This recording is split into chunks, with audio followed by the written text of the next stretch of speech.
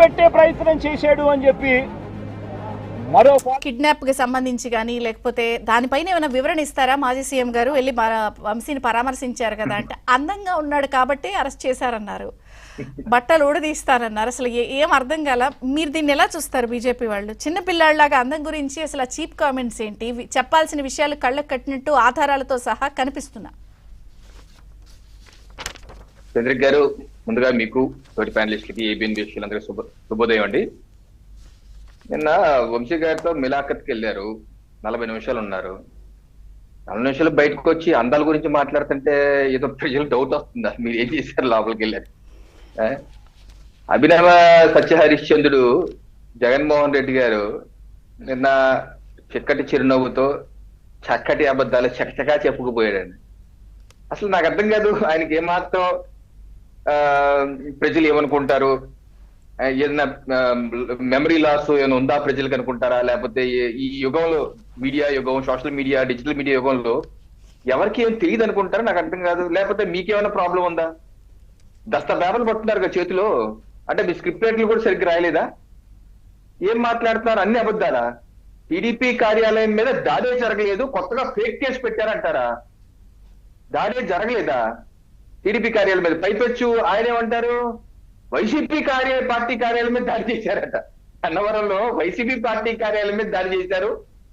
ఇది పట్టాభి గారు 200-300 మంది అంట వెళ్ళి వైసీపీ కార్యాలయం దాడి చేస్తే అందరూ కష్టపడి అడ్డుకున్నారట. ఏంటంటే సార్, ఫిబ్రవరి 20, 2023 జరిగిన ఘటన రాష్ట్ర ప్రజలందరికీ తెలుసు. మీ యొక్క పేపర్ మీరు ఎవరినే నమ్మరు కదా. ఇదిగో మీ సాక్షి పేపర్ చూపిస్తాను. ఫిబ్రవరి 21 మీ ప్రధాన శీర్షిక ప్రింట్ చేసినటువంటి ఆర్టికల్ గన్నవరంలో రణరంగం. మీరు ప్రింట్ చేసిన ఆర్టికల్లోనే చాలా స్పష్టంగా ఇక్కడ ఏం రాశారు, టీడీపీ నేతల వైఖరికి నిరసనగా టీడీపీ పార్టీ కార్యాలయం వద్ద నిరసన తెలిపేందుకు వెళ్లిన వంశీ అభిమానులు అనుచరులు.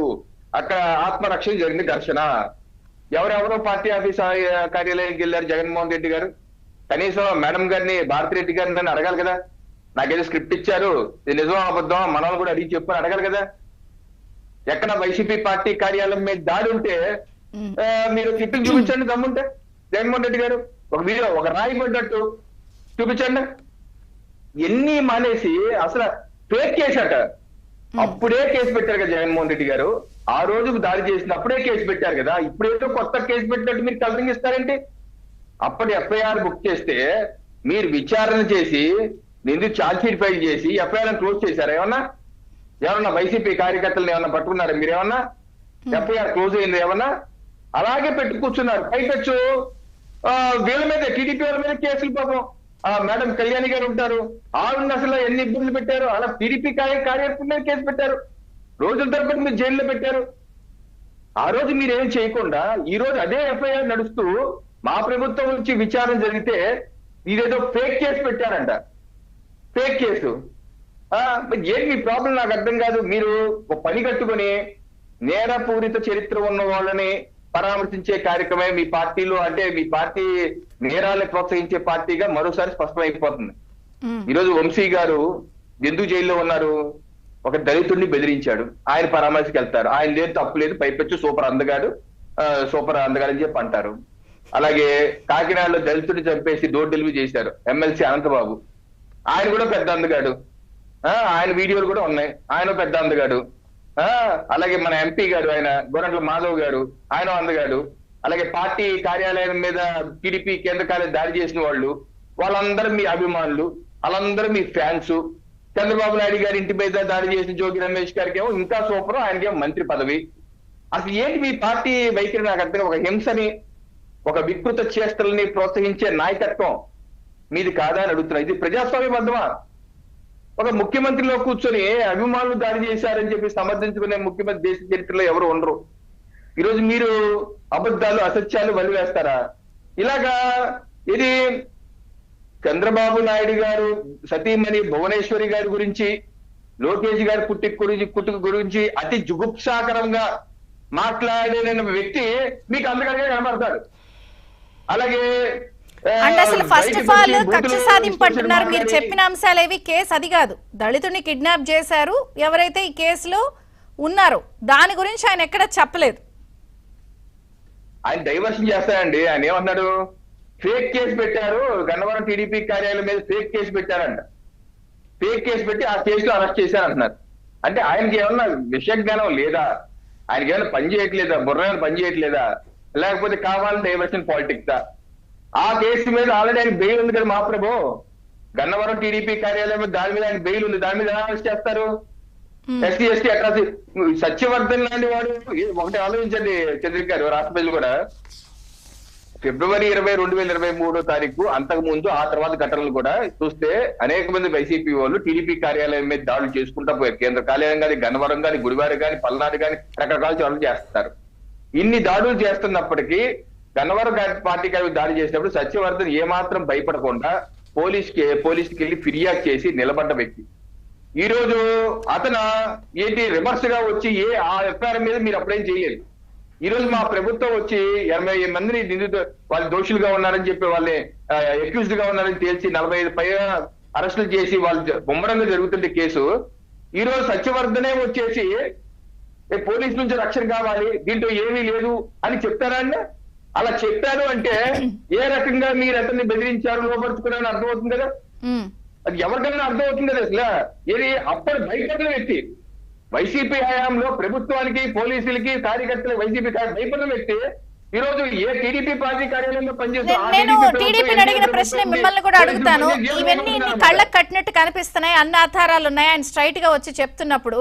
ఇందాక కూడా అన్నాను, ఒక పోలీస్ అధికారి కీలకంగా గన్నవరం పోలీస్ స్టేషన్ లో వ్యవహరించే అన్ని ఆధారాలు ఉన్నా కూడా అవి ఇన్ఫర్మేషన్ ఇస్తున్నారు, అసలు అక్కడి నుంచి సోషల్ మీడియాలోనే ముందు బయటకు వస్తున్నాయి అన్నప్పుడు మీరు ఎందుకు కొంత తాత్సారం చేస్తున్నారు? మళ్ళీ అదే పోలీసులు క్లియర్ కట్ గా వాళ్ళకి సహకరిస్తున్నా మీ మాట వింటున్నారని చెప్పి రివర్స్ చేస్తున్నప్పుడు మీరు ఎందుకు ఇలా చేస్తున్నారు? 8 నెలలు అవుతోంది కదా, దీన్ని ఎట్లా చూస్తారు? మీరు ఎట్లా సమర్థించుకుంటారు? సోషల్ మీడియాలో చాలా ప్రైవేట్ టాక్ నడుస్తోంది, ఈ చాట్స్ లో వాటిలో మీరు చూస్తుంటే. మీరు కొంచెం పైనే ఉన్నారు, చెప్పండి చంద్రిక గారు. ఇప్పుడు మనం మా ఎన్డీఏ ముఖ్యమంత్రి చంద్రబాబు నాయుడు గారు కానీ, మా డిప్యూటీ సీఎం పవన్ కళ్యాణ్ గారి, పురంధేశ్వరి గారు కానీ దేవన్ నుంచి చెప్తున్నారు కక్ష సాధింపులు ఉండవు అని. మనం పని కట్టుకొని ఇప్పుడు కక్ష సాధింపు కాకపోయినా ప్రతిపక్షంలో ఉన్నప్పుడు బోల్డ్ ఆధారాలు బయట పెట్టారు కదా, ఆ ఆధారాలన్నీ చూపించి ఫిక్స్ చేసేయచ్చు కదా. వీళ్ళు దొరికేంత వరకు వెయిట్ చేస్తున్నారండి మీరు. అదే అక్కడికి వస్తాను. నేను ఏంటంటే కక్ష సాధింపులు ఉండవు అన్నారు, సంతోష్ కక్ష సాధింపులు ఉండకూడదు. బట్ విచారణ తన సిస్టమేటిక్ గా జరుగుతుందా లేదా, లేకపోతే వ్యవస్థలు బలంగా పనిచేస్తున్నాయా లేదా చెక్ చేసుకోవాల్సిన అవసరం ఉంది. ఈ రోజు రాష్ట్రంలో ప్రధానమైనటువంటి 4-5 కేసులు చూసుకుంటే జగన్మోహన్ రెడ్డి హయాంలో దానిలో one of the case Gannavaram TDP party కార్యాలయం మీద విపరీతమైన దాడి. అలాంటి ప్రధానమైన కేసులోనే ఫిర్యాదుదారుడే నీ కిడ్నాప్ చేసి ప్లేట్ ఫిరాయించి చాకచక్యంగా కోర్టు దగ్గరికి వచ్చి సీడీతో పాటు మొత్తం రికార్డ్ చేసి సీడీ ఇస్తాడు, ఎఫిడవిట్ ఇస్తాడు. మరి ఇంత జరుగుతుంటే మనం ఏం చేస్తున్నాం? మన కక్షాలను చేయక్కర్లేదు కదా, వ్యవస్థ బలంగా పనిచేయాలి కదా. బలంగా పనిచేస్తున్నా లేదో ఒకసారి వెరిఫై చేస్తే వేకప్ కాల్ ఫర్ గవర్నమెంట్. మనం ఉన్న కేసులన్నా సరే పకడ్బందీగా అమలు చేసే ఆ విచారణ జరిగి పూర్తయ్యే విధంగానే మనం చూడాలి. మనం ఏదో కొత్తగా కొత్త కక్ష సాధింపు కేసులు పెట్టి నిజంగా కక్ష చేయాలంటే చంద్ర గారు ఏ వ్యవస్థను అర్థం పెట్టుకుని చంద్రబాబు నాయుడు గారిని జగన్మోహన్ రెడ్డి గారు A50గా చేసి రాష్ట్రాలు A1గా చేసి అరెస్ట్ చేసి జైల్లో పెట్టి 52 రోజులు జ్యుడిషియల్ కస్టడీలో పెట్టారే. మరి జగన్మోహన్ రెడ్డి గారిని రఘురామకృష్ణ గారి కేసులో A4 A1గా చేసి 2వ మాసంలో జైల్లో వేయచ్చు కదా. అలా కుచితాలను తీర్చుకోవచ్చు కదా, ఎవరైనా తీర్చుకోలేదే కదా. నేను అడిగేది ఏంటంటే అట్లీస్ట్ ఉన్న కేసులన్నా సరే బలంగా పనిచేయాలి. అలాగే కొత్తగా నమోదు అవుతున్న కేసులన్నా సరే, ఏది మనం కాదు. ఇప్పుడు ద్వారంపూడి చంద్రశేఖర రెడ్డి గారు ఉన్నారండి, జూలై 2024లో మా ప్రభుత్వం వచ్చాకే ఒక మున్సిపల్ అధికారులు ఇల్లు అక్రమంగా కట్టారని కోర్టు దాకా వెళ్తే వాళ్ళని పరిగెత్తి కొట్టారు. ద్వారంపూడి చంద్రశేఖర రెడ్డి ఆయన స్వయంగా ఆయన అనుచరులు ఆయన మీద కేసు 10 రోజుల తర్వాత బుక్ చేశారు. ఈ రోజు వరకు విచారణ లేదు దాని మీద. నోటీసులు కనీసం 41 year నోటీస్ అనే ఇవ్వండి సార్. అలాగే గుడివాడ కొడాలి నాని గారికి జూన్ మాసంలో ఆ వాలంటీర్లే ఫిర్యాదు ఇచ్చారు, మమ్మల్ని మోసం చేసి రాజీనామా చేయించారని చెప్పి క్రిమినల్ కేసు పెట్టారు. కనీసం 41 year నోటీసు ఆయనకన్నా ఇచ్చి విచారణ పిలవచ్చు కదా. ఎందుకు ఇటువంటి కనీసం విచారణ సరిగ్గా జరుగుతున్నట్టు కనబట్టలేదు? మనం ఇలాగా తాత్సారంగా ఉంటే కూడా తిరగబడిపోతున్నాయి.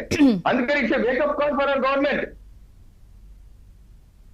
ఓకే, ఒక బ్రేక్ తీసుకుందాం, చర్చ కొనసాగుతుంది.